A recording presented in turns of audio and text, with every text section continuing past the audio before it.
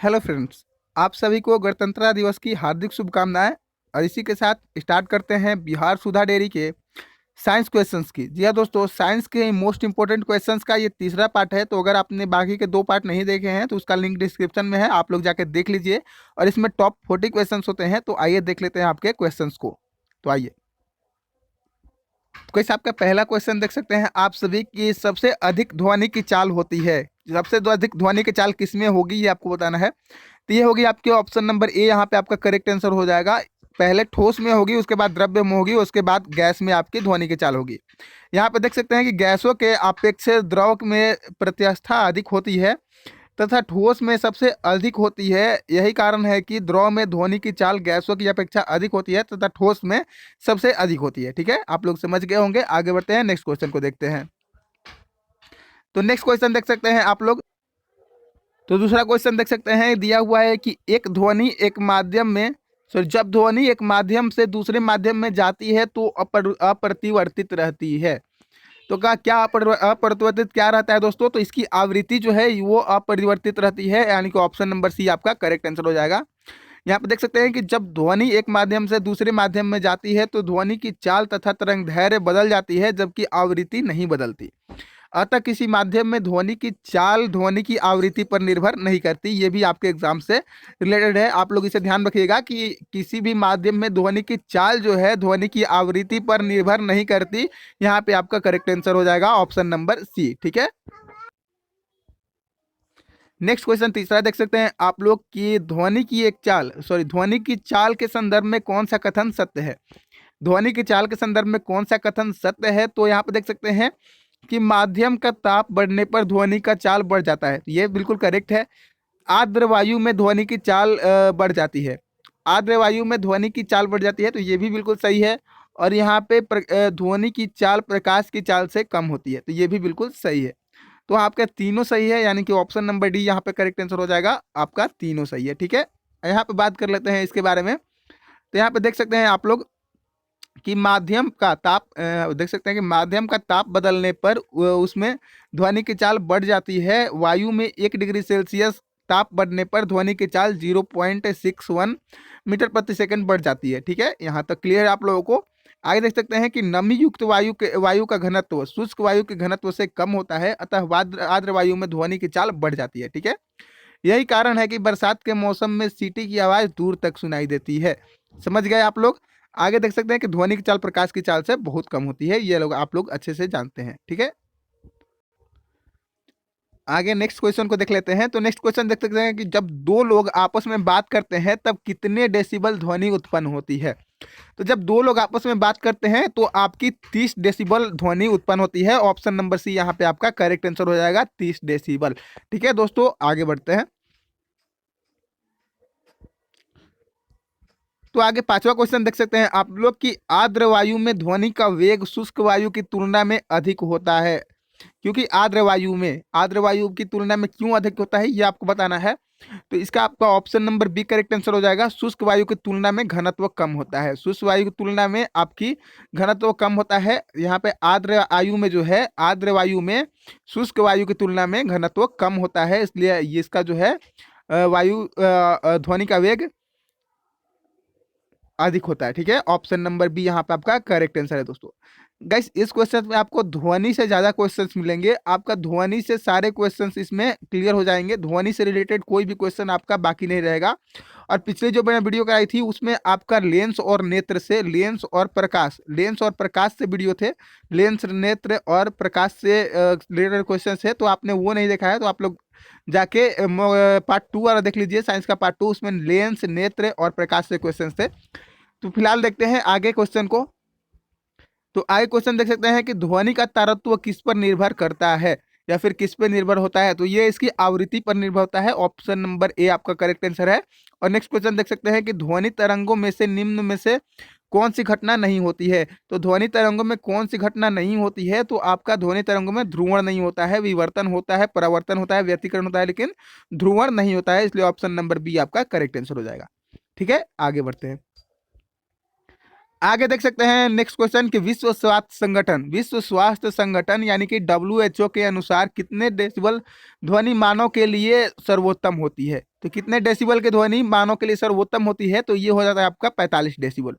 45 decibel की जो ध्वनि है वो मानव के लिए सर्वोत्तम होती है। विश्व स्वास्थ्य संगठन के अनुसार 45 डेसिबल ध्वनि मानव के लिए सर्वोत्तम होती है तथा 75 डेसिबल से ऊपर की ध्वनि मानव स्वास्थ्य के लिए हानिकारक मानी जाती है।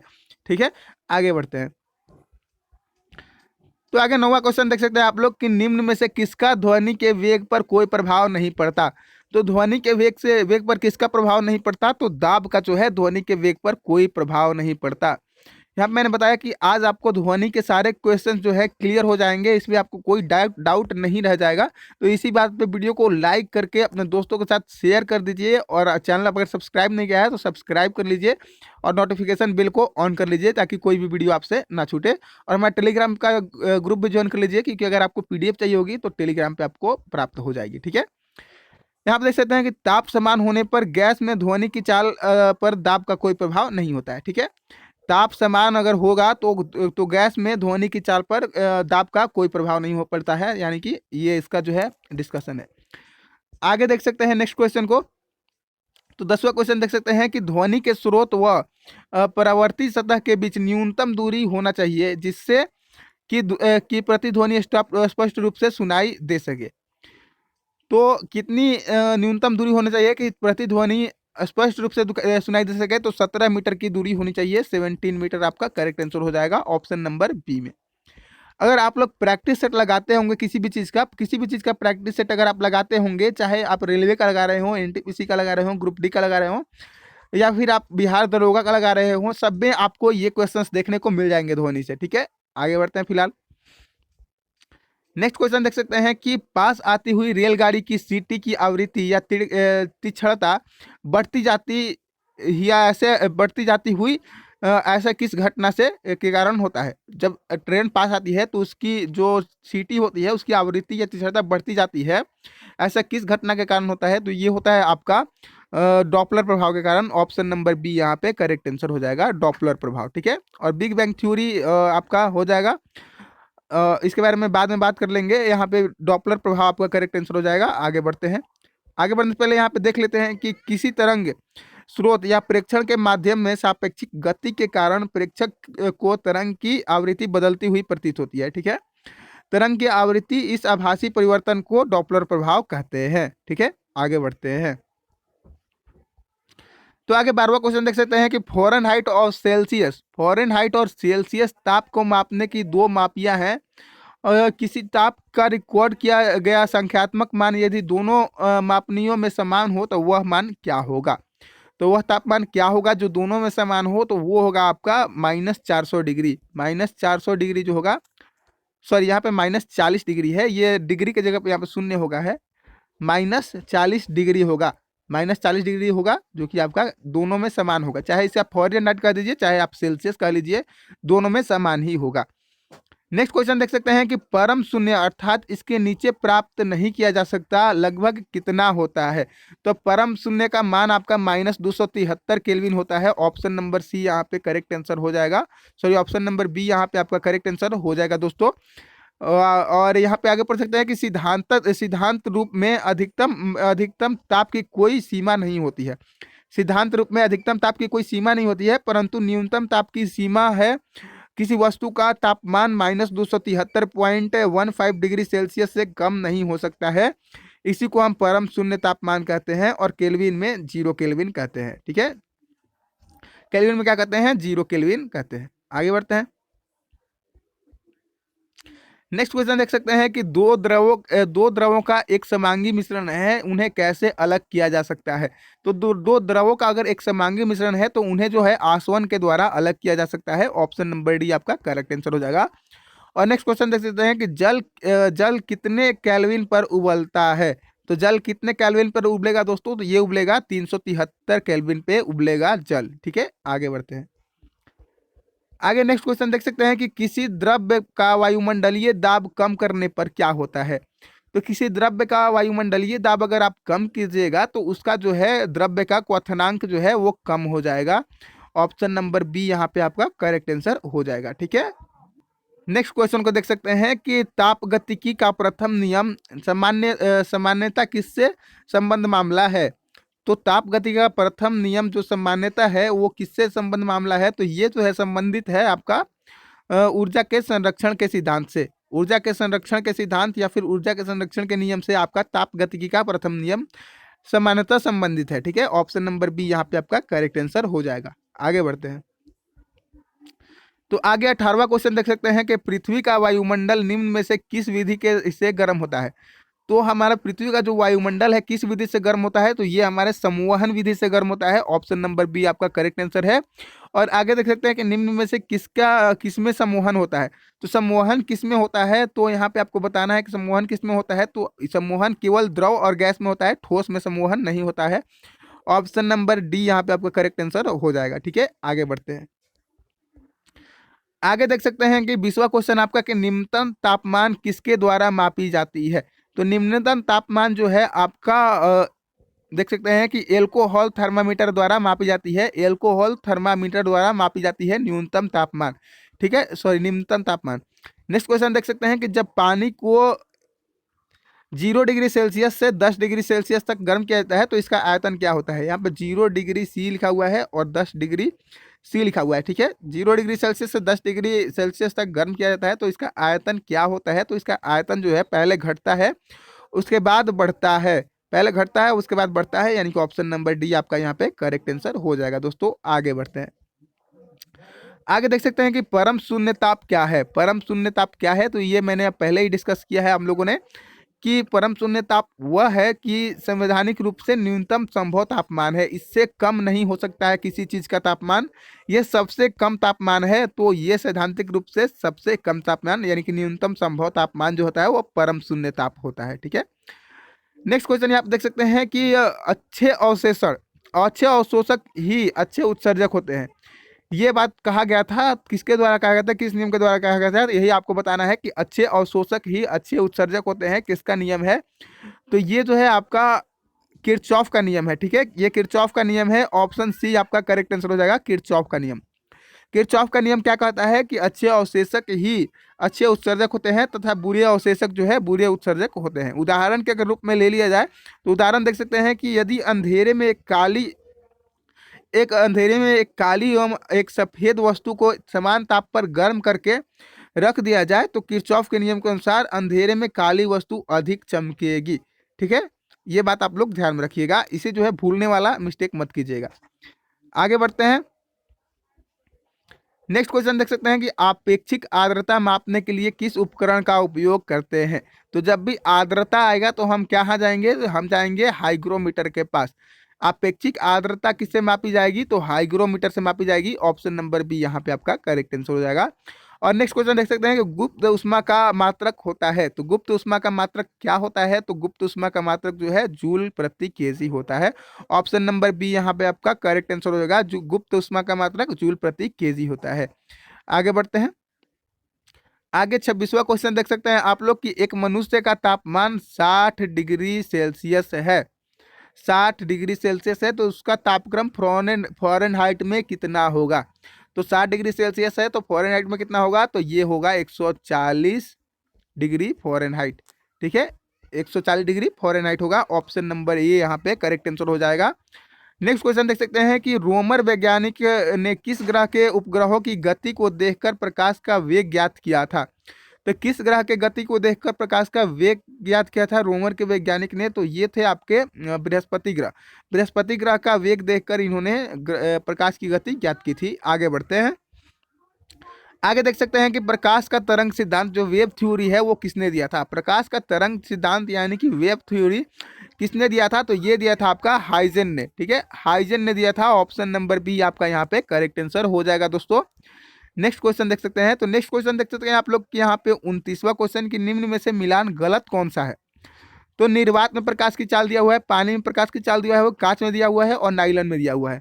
तो सब में प्रकाश की चाल दी हुई है, तो यहाँ पे ऑप्शन नंबर सी गलत हो जाएगा। प्रकाश की चाल जो है कांच में 1.2 × 10⁸ नहीं होती है। नेक्स्ट क्वेश्चन देख सकते हैं 30वां की दूरस्थ खगोलीय पिंडों और कृत्रिम उपग्रहों के वेग मापने का में उपयोग किया जाता है। तो दूरस्थ खगोलीय पिंडों और कृत्रिम उपग्रहों का वेग मापने के लिए किसका उपयोग किया जाता है? तो यहाँ पे डॉपलर प्रभाव का उपयोग किया जाता है। ऑप्शन नंबर डी यहाँ पे करेक्ट आंसर हो जाएगा, डॉपलर प्रभाव। ठीक है, आगे बढ़ते हैं। तो आगे देख सकते हैं कि सामान्यतः मनुष्य के स्वास्थ्य के अनुकूल जलवायु के लिए तापमान एवं आपेक्षिक आर्द्रता कितनी होनी चाहिए? तो सामान्य जो हमारे पर्यावरण में जलवायु और जलवायु के अनुकूल जलवायु के लिए तापमान और अपेक्षिक आर्द्रता कितनी होनी चाहिए? तो ये होनी चाहिए आपकी 23 डिग्री सेल्सियस से 25 डिग्री सेल्सियस जो है हमारी जलवायु में तापमान होना चाहिए, और 60% से 65% अपेक्षिक आर्द्रता होनी चाहिए। यानी कि ऑप्शन नंबर ए आपका करेक्ट आंसर हो जाएगा। आगे 32वां क्वेश्चन देख सकते हैं कि एक जैव पद्धति जिसमें पराश्रव या ध्वनि का उपयोग किया जाता है। तो एक जैव पद्धति जिसमें प्राश्रव्य ध्वनि का उपयोग किया जाता है, तो ये हो जाएगा आपका option number C, sonography. Sonography में आपको क्या किया जाता है? आपका प्राश्रव्य ध्वनि का उपयोग किया जाता है। ये बातें आप लोग अच्छे से ध्यान रखिएगा। और नेक्स्ट क्वेश्चन देख सकते हैं कि निम्न में से कौन सा कथन सत्य है? कौन सा कथन सत्य है? तो यहाँ पे देख सकते हैं कि तारत्व ध्वनि का एक प्रमुख लक्षण है। नेक्स्ट में लिखा हुआ है तारत्व आवृत्ति पर निर्भर नहीं करता। नेक्स्ट लिखा हुआ है बच्चों और स्त्रियों में तारत्व अधिक होती है। तो यहाँ पे आपका यहाँ पे आपका 2 और 3 बिल्कुल सही है। यहाँ पे आपका कौन कौन सा सही है? तो 2 और 3 सही है। नहीं, यहाँ पे पहला और तीसरा सही है। यहाँ पे मैंने थोड़ा सा मिस्टेक कर दिया। यहाँ पे दूसरा गलत है। पहला आपका त्वरित ध्वनि का एक प्रमुख लक्षण है, ये तो आपका सही है। और बच्चों और स्त्रियों में त्वरित तो अलग होती है, ये तो अधिक होती है, ये भी सही है। यहाँ पर त्वरित ध्वनि आवृत्ति पर निर्भर नहीं करता, ये गलत बात है। ये यहाँ पे त्वरित जो है आवृत्ति पर ही निर्भर करता है। ठीक है, आवृत्ति पर ही, फ्रीक्वेंसी पर ही आपका निर्भर करता है। ऑप्शन नंबर यहाँ पे बी करेक्ट आंसर हो जाएगा। 1 और 3 सही है। आगे बढ़ते हैं। यहाँ पे देख सकते हैं त्वरत्व जो है आवृत्ति पर निर्भर करती है। बच्चों और स्त्रियों की पतली आवाज त्वरत्व की अधिक होने के कारण ही होती है। जो स्त्रियां होती हैं, लड़कियां, महिलाएं होती है, उनकी आवाज पुरुषों के मुकाबले काफी पतली होती है, वो त्वरत्व ज्यादा होता है उनमें, इसीलिए यहाँ पे उनकी आवाज जो है पतली और अच्छी होती है। ठीक है, आगे बढ़ते हैं। आगे क्वेश्चन देख सकते हैं कि जब कोई ध्वनि सुनते हैं तो उसका प्रभाव हमारे मस्तिष्क पर कितने सेकंड तक रहता है? तो जब कोई ध्वनि हम सुनते हैं तो उसका प्रभाव जो हमारे मस्तिष्क पे 0.1 सेकंड के लिए रहता है। 0.1 सेकंड के लिए रहता है। आगे 35वां क्वेश्चन देख सकते हैं कि वाष्प का गुप्त ऊष्मा होता है। तो वाष्प का गुप्त ऊष्मा कितना होता है? तो वाष्प का जो गुप्त ऊष्मा है आपका 554 डिग्री कैलोरी ग्राम होता है। 54 डिग्री कैलोरी प्रति ग्राम होता है। ठीक है, ऑप्शन नंबर ए यहाँ पे आपका करेक्ट आंसर हो जाएगा। और यहाँ पे नेक्स्ट देख सकते हैं कि ऊष्मा गतिकी के प्रथम नियम के संरक्षण होता है। ऊष्मा गतिकी के प्रथम नियम से किसका संरक्षण होता है? तो इसका संरक्षण होता है ऊर्जा का। ठीक है, ऊष्मा गतिकी के प्रथम नियम से ऊर्जा का संरक्षण होता है। ऑप्शन नंबर बी वहाँ पे करेक्ट आंसर है।